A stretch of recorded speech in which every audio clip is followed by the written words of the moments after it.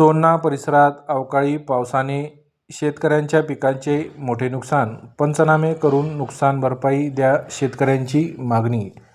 जिंतूर तालुक्यातील दूधगाव महसूल मंडळातील सोन्ना या गावातील 19 मार्च रोजी झालेल्या अवकाळी पावसामुळे शेतकऱ्यांनी पेरलेल्या पिकांचे अतोनात नुकसान झाले आहे.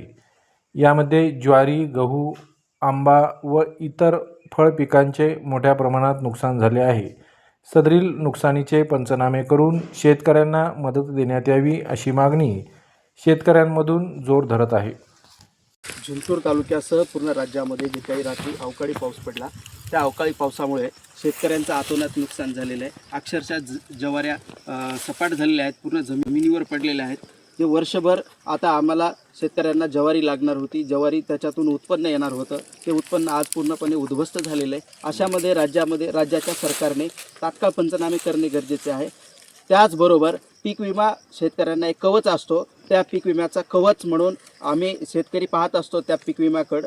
परंतु राज्य सरकारने पीक विमा योजनेमधले 4 ट्रिगर बंद केल्याने आता शेतकऱ्यांचं कवच उडालेलं आहे, म्हणजे आत्मा निघून पडलेला आहे, फक्त त्याच्यामध्ये बॉडी राहिलेली आहे. अशामध्ये राज्य सरकारने त्या 4 पीक विम्याच्या 4 ट्रिगर चालू कराव्यात आणि तात्काळ हे जे नुकसान झालेलं आहे त्या नुकसानीचे पंचनामे करण्याचे आदेश द्यावेत.